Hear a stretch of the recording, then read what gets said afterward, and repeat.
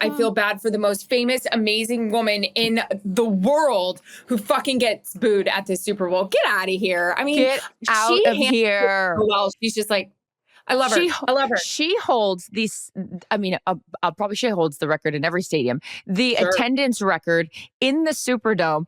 As an individual, as one individual standing up on that stage, rocking the world, and you're going to boo her. Look, I get it. Look, and I say this, by the way, I love the fandom, like the Eagles are proud fans. So it's like, they are going to hate her on that day, even because you're rooting for your team. I mean, I can't imagine, that's what I love so much about Kylie. Is like, she's like, look, it's my brother-in-law, but like, this is my team and I'm going to always root for his success, but not when they're playing the Eagles. And it's like, and Jason put it so eloquently. I mean, imagine that feeling. He then said, I now know how my parents feel, you know, where it's like, you want this, but then you're also like, I want that too. And when it's your family, it's hard. But yeah, Taylor, obviously we all know Erin and I's affinity for her, but she handles everything so well. And so does Travis.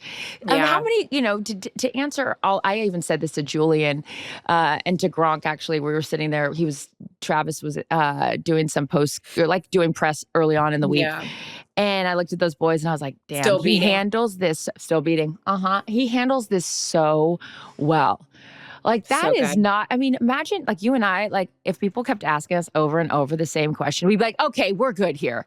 Like it's just leave her alone. Right. So they both handle it with so much grace. And I just, I didn't want anyone to lose, but I didn't either. The game that we cover has a loser and a winner. The shot that they have of him coming out of the locker room and now you know he was going up to the suite. I didn't. I was actually coming off the field and he was just walking out. And I was kind of like walking and I was like, fuck it. And I just turned around and I walked up to him because I was like, I don't want to bug him. But I was like, no, he's like, that's our friend. Yeah. And this really sucks.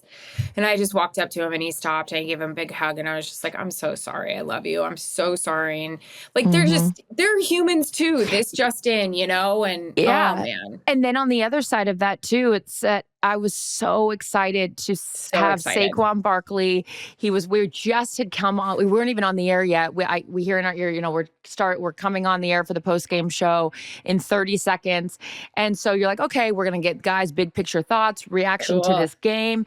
And then they're like, we're getting Saquon. And so I'm like, great. They're like, we'll come in with an aerial shot of the Superdome. I go, no, just give straight shot on him. That's all I care about. Like he was surrounded by all this press and he was walking with the trophy and his family. And then he walks up onto set and I was so happy for him that this is a guy, again, we know all the storylines with Saquon, but you know, it's just that moment and to think about where he was a year ago to where he is now. And I just couldn't be happier for him. And he won on his birthday. So we sang happy birthday to him and his fiance. He had his son and his daughter and then his fiance, Anna, there. And I just was so happy for him. He is just a guy that has so much grace and gratitude. And it was really cute. He as I was introducing him, he had this moment and he grabbed Charles' shoulder and he was like, my God, it was so he was just so excited. Aww. So happy for him, AJ Brown, all those guys, yep. They are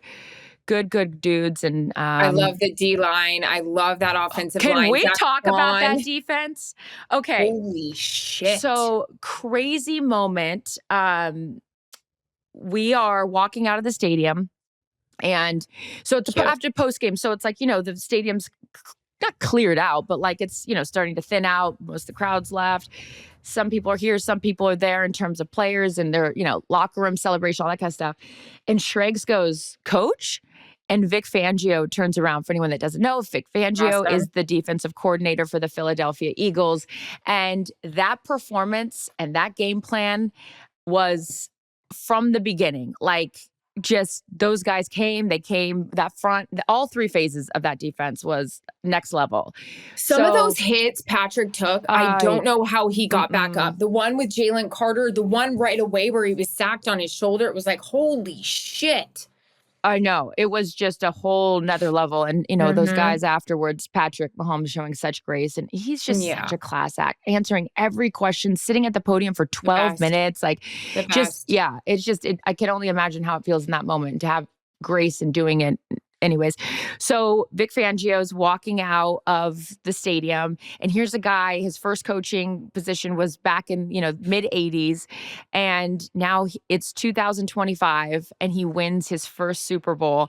And Schrags is so good about, pointing that he's right there. And so he's like, we're like, what are you doing, coach? Like, where's your car? Like, we'll walk you that way. And he's like, oh, I don't know, I was going to walk back. And we're like, the defensive coordinator for the Philadelphia Eagles is not walking back to the hotel right now. Cute. Get in the car with us. So it was a really cool moment. He sat in the front seat. There's Charles Woodson, Julian Edelman, Schrager, and I are in the back. And I'm like, it's just those moments where you realize like our job's really fucking cool. And so we were just asking him different questions. And I was like, how excited are you like right now? And he was like, this is so cool. And like, just for him to have that moment too, because, that's a long journey for someone and with his resume to finally get one as well. So shout out to you, Coach.